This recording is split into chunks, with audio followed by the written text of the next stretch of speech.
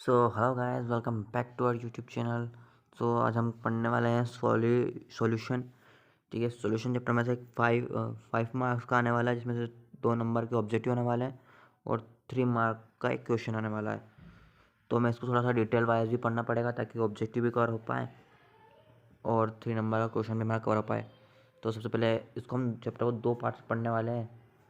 एक में तो हम पूरा सब कुछ पढ़ेंगे और फिर दूसरे पार्ट में हम कॉलिगेटिव प्रॉपर्टीज़ पढ़ेंगे। तो पहला पार्ट हम स्टार्ट करते हैं। तो फर्स्ट वन हमारे पास टाइप्स ऑफ सॉल्यूशन है। तो सॉल्यूशन को 2 तरह से क्लासीफाई किया गया है, फिजिकल स्टेट और उनकी कॉन्सेंट्रेशन के बेसिस पे। तो जब फिजिकल स्टेट के बेसिस पे अगर अपन देखते हैं तो इनको 2 पार्ट्स में क्लासीफाई किया गया, gaseous solution, liquid solution and solid solution. इनके एग्जांपल देख सकते हो। गैसेस सॉल्यूशन में जो है मिक्सचर ऑफ गैसेस बोल सकते हैं अपन, लिक्विड सॉल्यूशन में शुगर इन वाटर, और सॉलिड सॉल्यूशन में अमलगम जो कि मर्क्यूरी बनाता है। ठीक है, फिर कॉन्सेंट्रेशन के बेसिस पे देखें तो डाइल्यूट सॉल्यूशन, फिर concentrated solution, saturated solution, unsaturated solution and super saturated solution. Dial फिर नेक्स्ट आता है कॉन्सेंट्रेशन टर्म्स। तो कॉन्सेंट्रेशन टर्म्स हमारे पास बहुत सारी है, उसमें से ये चारों इतनी इंपॉर्टेंट नहीं है इसलिए इनको हाईलाइट नहीं किया है। मास बाय मास परसेंटेज, यानी amount of solute upon total amount of solution into 100 कर दो। इस तरह से volume by volume, volume of solute upon total amount of solution into 100 कर दीजिए। मास बाय वॉल्यूम यानी कि amount of solute upon volume of solution into 100। और मास फ्रैक्शन यानी कि weight of solute upon weight of solution. और weight of solution को हम बोल सकते हैं weight of solute plus weight of solvent. ना हमारा नेक्स्ट कॉन्सेंट्रेशन हमारे सबसे इंपॉर्टेंट मोलरिटी और मोलरिटी। इनसे तो एक क्वेश्चन आना पक्का ही रहता है, ऑब्जेक्टिव में आए या फिर 3 मार्क्स में आए। तो मोलरिटी क्या होती है, इसको सबसे पहले तो हम डिनोट करते हैं कैपिटल लेटर एम से। तो molarity number of moles of solute dissolved in 1 litre solution, और उसको रिप्रेजेंट करते हैं कैपिटल लेटर एम से। ये एक टेम्परेचर डिपेंडेंट टर्म होती है और उसको एक्सप्रेस किया जाता है, इसकी यूनिट होती है मोल्स पर लीटर। इसका फॉर्मूला होता है molarity is equal to given mass upon molecular mass into 1000 upon given volume of solution into ml। Similarly इसके अपोजिट होती है मोलरिटी। इसको हम डिनोट करते हैं स्मॉल लेटर एम से। तो इसकी डेफिनेशन है the number of moles of solute dissolved in 1 kg of solvent. ध्यान दीजिएगा यहाँ पे सॉल्वेंट है। It is represented by small letter M. It is not depend on temperature, it is expressed as moles per kg। और इसका formula होता है कि molality is equal to given mass upon molecular mass into 1000 upon given mass of solvent. Mass है वो भी solvent का, ठीक है, डिनोमिनेटर में। तो डिफरेंस आ सकता है क्वेश्चन। तो नेक्स्ट बढ़ते हैं। तो नेक्स्ट हमारे पास कॉन्सेंट्रेशन टर्म है नॉर्मेलिटी। तो नॉर्मेलिटी को लिखा जा सकता है number of gram equivalent of solute in 1 litre solution is called normality. तो ग्राम इक्विवेलेंट यानी equivalent mass of solute upon volume of solution. अब इक्विवेलेंट मास को हम लिख सकते हैं equivalent moles, sorry equivalent moles को लिख सकते हैं गिवन मास अपॉन इक्विवेलेंट मास। और इक्विवेलेंट मास क्या कैसे कैलकुलेट करेंगे अपन, molar mass upon N factor. तो इसका फॉर्मूला बन जाता है normality is equal to given mass upon equivalent mass into 1000 upon given volume of solution. तो नेक्स्ट हमारे पास आता है फॉर्मूलिटी। तो फॉर्मूलिटी को डिनोट करते हैं अपन कैपिटल लेटर एफ से। तो इसकी डेफिनेशन है number of gram formula mass of solute in 1 litre solution is known as formality. इसका फॉर्मूला होता है formality is equal to given mass upon formula mass into 1000 upon given volume of solution. Next concentration term हमारे पास parts per million. तो इसकी definition है number of parts of solute in 1 million part of solution by weight is known as PPM, यानी part पर million. तो ppm को हम लिख सकते हैं mass of solute upon mass of solution into 10⁶, 10⁶, क्योंकि यहाँ पे हम मिलियंस की बात कर रहे हैं। नेक्स्ट आता है हमारे पास मोल फ्रैक्शन। तो मोल फ्रैक्शन को डिनोट करते हैं हम एक्स से, और इसको लिख सकते हैं मोल फ्रैक्शन अगर सॉल्यूट का पता करना हो तो मोल फ्रैक्शन यानी एक्स ए ऑफ सॉल्यूट, यानी सॉल्यूट अगर सॉल्यूट को अपन ए से रिप्रेजेंट करें तो X A is equal to N A upon N A plus N B. तो यहाँ पे टोटल अपॉन में नीचे सॉल्वेंट आएगा, सॉल्यूशन लिखा गया है गलती से। फिर आता है सॉल्युबिलिटी। तो सॉलिड इन सॉलिड सॉल्युबिलिटी देखते हैं हम। सॉलिबिलिटी बहुत इंपॉर्टेंट है यहाँ पे। सॉलिड में से क्वेश्चन नहीं आता, सॉलिड में से क्वेश्चन नहीं आता, सॉलिड इन लिक्विड में से पूछा जा सकता है और गैस इन लिक्विड में से। तो सॉलिड इन लिक्विड में देखते हैं कि डिपेंड किस पे करता है, nature of solute and solvent, यानी सॉल्वेंट और सॉल्यूट का नेचर क्या है। ठीक है, फिर इफेक्ट ऑफ टेम्परेचर, कि टेम्परेचर जैसे हम बढ़ाएंगे तो उसका क्या होगा, सॉलिड जो रहेगा लिक्विड में वो आसानी से डिजोल्व हो जाएगा।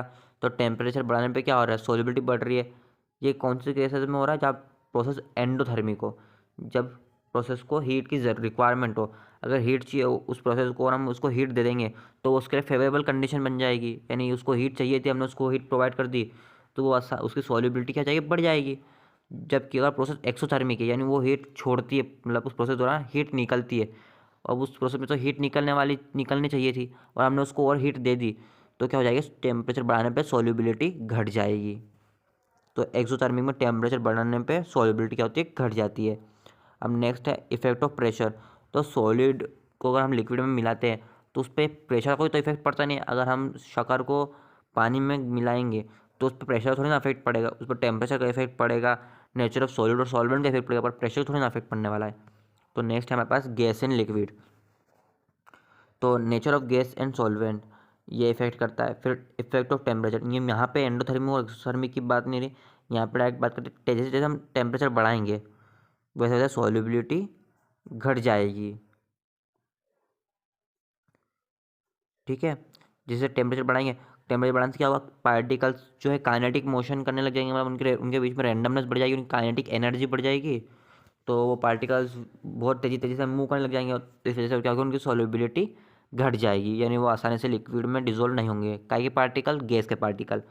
अब इफेक्ट ऑफ प्रेशर, तो जैसे हम मान लो हमारे पास कंटेनर है, उसमें कुछ लिक्विड भरा है और कुछ गैस भरी है, तो हम उस पर जब प्रेशर लगाने लगेंगे तो क्या होगा कि जैसे जैसे प्रेशर बढ़ता जाएगा, जो गैस के जो पार्टिकल्स और मॉलिक्यूल्स है वो क्या करेंगे, वो पानी में डिजोल्व होने लग जाएंगे। तो जैसे जैसे हमने टेम्परेचर बढ़ाया, प्रेशर बढ़ाया, वैसे ही सॉल्युबिलिटी क्या हो गई, लिक्विड के अंदर बढ़ गई। ठीक है, अब नेक्स्ट आता है हमारे पास डेल्टन्स लॉ। तो डेल्टन्स लॉ क्या बोलता है कि मान लो कोई भी एक कंटेनर है, उसमें हमने 3 तरह की गैस भर दी, ए बी एंड सी। तो क्या होगा कि जो टोटल प्रेशर लग रहा है ना कंटेनर की वॉल पे, वो किसके इक्वल होगा, उन तीनों गैसेस के पार्शियल प्रेशर के सम के बराबर होगा। तो according to this law the total pressure exerted by 2 और more inactive gases is equals to the sum of partial pressures of all inactive gases in a container. तो P total is equals to P A plus P B, और ये P A और P B और P C क्या है, partial pressure of gases, यानी partial pressure of gas A is P A, partial pressure of gas B is P B and partial pressure of gas C is P C. तो total pressure container की जो wall पे लग रहा है वो किसका इक्वल हो जाएगा, इन तीनों के सम का। मजा आया। तो नेक्स्ट है हमारे पास हेनरी लॉ। तो हेनरी लॉ क्या बोलता है कि अगर टेम्परेचर कांस्टेंट रख दो तो सॉल्युबिलिटी जो रहेगी ना गैस की डिजोल्व होने की लिक्विड में, वो किससे प्रोपोर्शनल होगी, पार्शियल प्रेशर की, यानी जितना हम प्रेशर लगाएंगे उतनी ज़्यादा गैस सॉल्युबल होगी। ठीक है, यही हमने थोड़ी देर पहले भी पढ़ा था कि जितना हम प्रेशर बढ़ाते जा रहे हैं वैसे ही इतनी गैस ज़्यादा जल्दी सॉल्युबल होती जा रही है। तो मान लेते हैं यहाँ पे हम अज्यूम कर लेते हैं कि पार्शियल सॉरी प्रेशर क्या है पी, और जो सॉल्युबिलिटी ऑफ गैस को हम एक्स मान लेते हैं। तो मीन्स हाई क्या होगा कि जितना ज़्यादा जो प्रेशर है वो किसके प्रोपोर्शनल हो जाएगा, डायरेक्टली सॉल्युबिलिटी यानी एक्स के। और जब प्रोपोर्शनलिटी का सिंबल हटाते हैं अपन तो हमारे पास कांस्टेंट आता है जिसको हम बोलते हैं के। तो यहाँ पे के को अपन के एच लिख सकते हैं, और के एच होता है हेनरी कांस्टेंट। ठीक है, तो पी इज इक्वल्स टू के एच एक्स, हमारे पास ये यहाँ पे एक इक्वेशन आ गई हेनरी का इतने के साथ। ठीक है, अब वेपर प्रेशर की बात करते हैं। तो वेपर प्रेशर क्या होता है, जो प्रेशर वेपर्स मतलब जो लिक्विड जो उसकी सरफेस पे वेपर्स बन रहे हैं उस लिक्विड की, जैसे वो जब जो प्रेशर लगाते हैं ना लिक्विड की सरफेस पे, उसी को हम वेपर प्रेशर बोलते हैं। The pressure created by the particles of vapours on its own liquid surface is called vapour pressure. ना हमारे पास सबसे इंपॉर्टेंट आता है राउल्ट्स लॉ, बहुत इंपॉर्टेंट है, आने के चांसेस 99% है।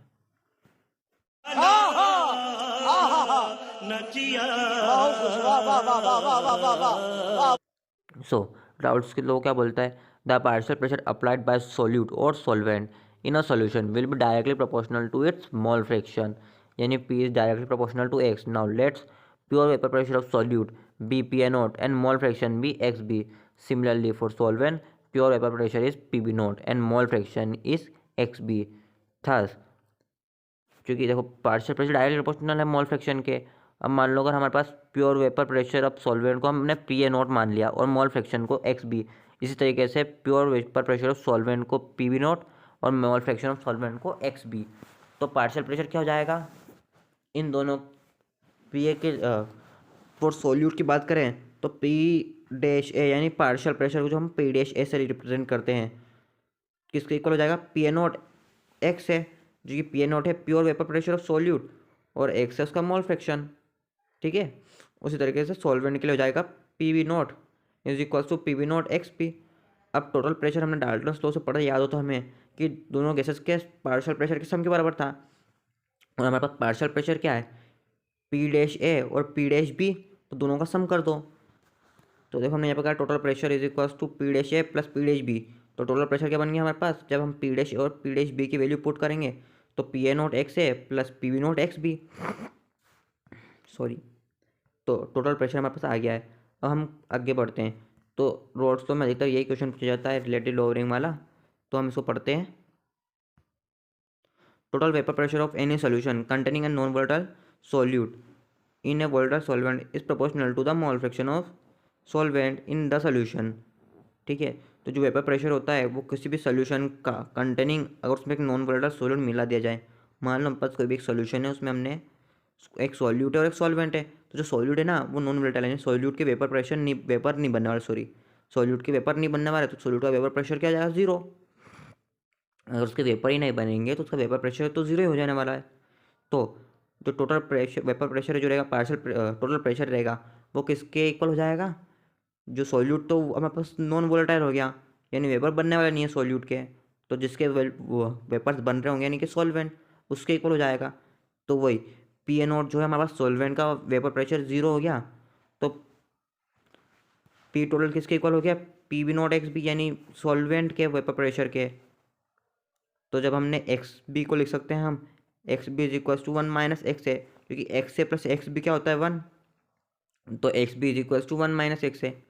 सो पी एस यानी टोटल प्रेशर को हम पी एस लिख रहे हैं यहाँ पे, P S is equal to P nought into one minus X है, P S upon P B not is equal to one minus X है।